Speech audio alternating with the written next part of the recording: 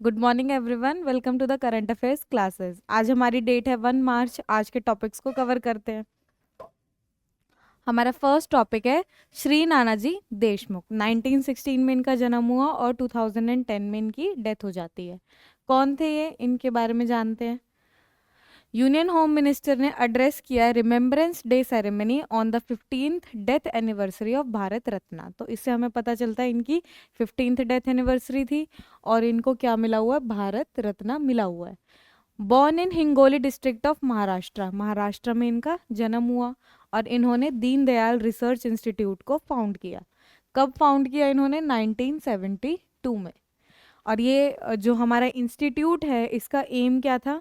Facilitate करेंगे integral humanism की philosophy को, मतलब इंटीग्रल लोगों को इंटीग्रेट करके ह्यूमंस वैल्यूज़ को प्रमोट करना है। और इसको प्रोपाउंड किया था, इस फिलॉसफी को प्रोपाउंड किसने किया था? पंडित दीनदयाल उपाध्याय ने। तो ये हमारी एक फिलॉसफी है, इसको प्रोपाउंड किया है पंडित दीनदयाल उपाध्याय ने। इस फिलॉसफी को लोगों तक पहुंचाने के लिए, स्प्रेड करने के लिए एक इंस्टीट्यूट का एस्टैब्लिशमेंट करते हैं नानाजी देशमुख। इनिशिएटर है संपूर्ण क्रांति के, जिसका इंग्लिश में ट्रांसलेशन हो जाता है total revolution, a call of Lok Nayak Jayaprakash Narayan and a wage crusade against the emergency in 1975। 1975 में इमरजेंसी डिक्लेयर हुई थी ना, तो उसके अगेंस्ट में वॉइस को रेस करना है। ठीक है। पार्टिसिपेट भी किया इन्होंने भूदान मूवमेंट में। भूदान मतलब हमारी धरती है ना, जो हमारी जो फील्ड होती है, जो हमारे लैंड है, उसको डोनेट करने वाली मूवमेंट में। इसको स्टार्ट किसने किया था? आचार्य विनोबा भावे ने इस मूवमेंट को स्टार्ट किया था। अब ये एक रिसर्च इंस्टीट्यूट तो एस्टैब्लिश किया ही है, साथ में इन्होंने चित्रकूट ग्रामोदय विश्वविद्यालय भी एस्टैब्लिश किया है। और ये क्या है? इंडिया की पहली रूरल यूनिवर्सिटी है, मतलब ग्रामीण क्षेत्र में पहली यूनिवर्सिटी कौन सी है? चित्रकूट ग्रामोदय विश्वविद्यालय। और कहाँ पे है ये? चित्रकूट में है। और ये क्या है? इंडिया के फर्स्ट चांसलर भी बने। ठीक है। नेक्स्ट है हेरात फेस्टिवल। ये कहाँ पे है? रिलीजियस फेस्टिवल है, कल्चरल सिग्निफिकेंस है और किन कम्युनिटी से बिलोंग करता है? कश्मीरी हिंदू कम्युनिटी से। ये जो वर्ड है हिरात, इसका मतलब क्या है? इसको हमने संस्कृत के वर्ड हर रात्रि से अडॉप्ट किया हुआ है। हर रात्रि का मतलब वो रात्रि जो किसकी है? हर की, द नाइट ऑफ हरा। और ये एक रेफरेंस है किसको? लॉर्ड शिवा को। Festival is observed with a night of prayers. इस दिन हम लोग रात में प्रेयर्स करते हैं और उसके बाद दिन में फीस्टिंग, मतलब बहुत ज़्यादा खाना दावत होती है और सेलिब्रेशंस होती है, डांस करके, म्यूजिक सिंग करके। ठीक है। गैदरिंग्स करके सेलिब्रेट करते हैं इस फेस्टिवल को। क्या क्या रिचुअल्स एंड प्रैक्टिसेस फॉलो होती है? वाटुक पूजा। वाटुक पूजा में हम लोग क्या है? वर्शिप यूजिंग अ कलश। कलश होता है ना, ऐसी शेप होती है कुछ, तो इस कलश को हम लोग फिल कर लेते हैं वाटर से और वॉलनट से। वॉलनट का मतलब है अखरोट। सिंबलाइजिंग द फोर वेदास, जो कि क्या है? हमारे फोर वेदास को सिंबलाइज करते हैं। हमारे फोर वेदास कौन से हैं? ऋग्वेद, यजुर्वेद, सामवेद एंड अथर्ववेद। ठीक है। दूनी मावस होती है। Walnuts are distribute as sacred offerings. फिर जो हमारे अखरोट है उनको क्या है? प्रसाद के तौर पे बांटा जाता है। ग्रीटिंग्स। हरात post is use to wish others well, मतलब जैसे हम लोग क्या है, एक दूसरे को विश करने के लिए क्या बोलते हैं? हरात पोस्ट है। फूड क्या क्या सेलिब्रेट होते हैं यहाँ पे? फिश एंड मटन प्रिपेयर होता है और कंज्यूम किया जाता है। Unlike other fasting tradition for Mahashivratri, जैसे महाशिवरात्रि पे बाकी वर्ल्ड पे, बाकी इंडिया में हम लोग फ्रूट्स एंड वेजिटेबल्स का कंजप्शन करते हैं ना, वहाँ पे उल्टा है। यहाँ पे हम लोग क्या है? फिश एंड मटन का कंजप्शन कर रहे हैं। उनका ट्रेडिशन है, उनका आउटलुक है, तो वो थोड़ा डिफरेंट है। कल हमारा नेशनल साइंस डे था 2025। अब नेशनल साइंस डे किस लिए सेलिब्रेट होता है और कब सेलिब्रेट होता है? हर साल 28 फरवरी को सेलिब्रेट होता है, एनुअली मतलब हर साल। और इस दिन हम लोग किसको ऑनर कर रहे हैं? श्री चंद्रशेखर वेंकट रमन, मतलब हमारे सीवी रमन को इस दिन ऑनर किया जाता है। अ discovery of the Raman effect in 1928। और सीवी रमन ने क्या था? 1928 में रमन इफेक्ट को डिस्कवर किया था। 2025 की थीम क्या थी? Empowering India youth for global leadership in science and innovation for विकसित भारत। मतलब इंडिया का जो यूथ है, हमें उनको क्या करना है, एम्पावर करना है, उनका सशक्तिकरण करना है, ताकि वो क्या करे, ग्लोबल लेवल पे अपनी लीडरशिप कैपेबिलिटीज को, लीडरशिप स्किल को प्रेजेंट कर सके। और कौन सी फील्ड में, साइंस की फील्ड में, इनोवेशन की फील्ड में।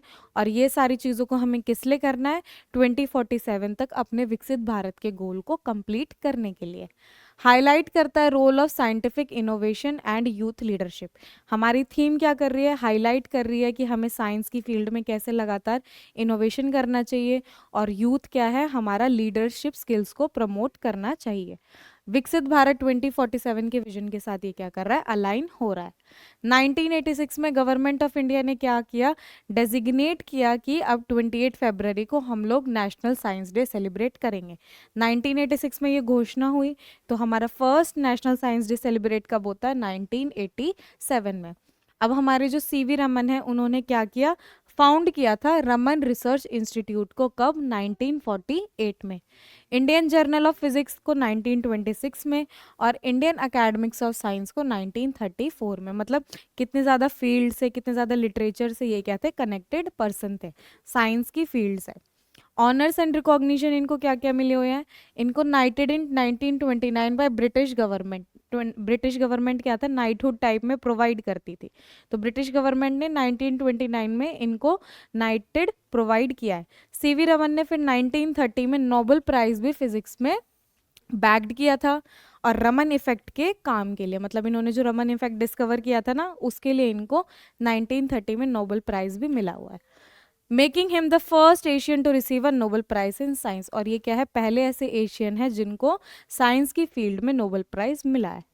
ही was also honoured with Bharat Ratna in 1954। 1954 में इनको भारत रत्ना भी मिला हुआ है, इसलिए तो हमने यहाँ पे इनको देखो भारत रत्ना के नाम से मेंशन किया है। इंडिया का हाईएस्ट सिविलियन अवार्ड, जो भारत रत्न क्या है, इंडिया का हाईएस्ट सिविलियन अवार्ड है। दो कैटेगरीज में मिलते हैं ना, एक सिविलियन कैटेगरी में, एक मिलिट्री कैटेगरीज में, तो इनको सिविलियन कैटेगरी में हाईएस्ट अवार्ड मिला हुआ है। लास्ट टॉपिक है Idukki wild life sanctuary, IWL भी बोल रहे हैं। इसको एग्जिस्टेंस में कब लाया गया, 1976 में इसको एग्जिस्टेंस में लेके आया गया। और ये कहाँ पे लोकेटेड है, ये लोकेटेड है Thodupuzha and Udumbanchola taluk in Idukki district Kerala. मतलब लोकेशन देख ले तो केरला में है, इतना डिस्ट्रिक्ट्स का मतलब याद करने की जरूरत भी नहीं है, क्योंकि नाम भी इनके थोड़े डिफरेंट है ना। टेरेन क्या है, यहाँ पे हमें स्टीप माउंटेन देखने को मिलते हैं, वैलीज देखने को मिलती है, और हिल्स देखने को मिलते हैं। ड्रेनेज, मेजर रिवर्स जो यहाँ पे फ्लो कर रही है वो कौन सी है, पेरियार, पेरियार इंपॉर्टेंट रिवर है, एंड चेरुतोनियार। सेंचुरी में 33 स्क्वायर किलोमीटर का वाटर बॉडी भी इंक्लूडेड है, जिसको हम लोग इडुक्की रिजर्वॉयर के नाम से जानते हैं। वेजिटेशन में west coast tropical evergreen forest है, सेमी एवरग्रीन फॉरेस्ट है, moist deciduous forest, hill shoals and grassland.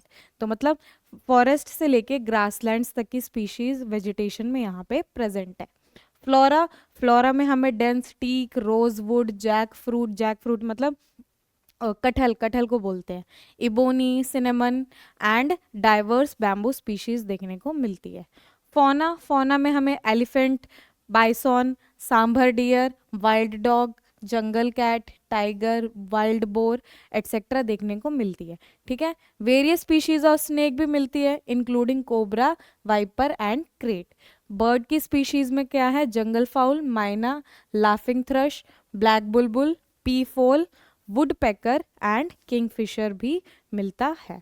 Home है endangered species of Nilgiri tahr, मतलब यहाँ पे नीलगिरी ताहर जो एक एंडेंजर्ड है, खतरे में है स्पीशीज, उसकी भी प्रेजेंस ऑब्जर्वेबल है।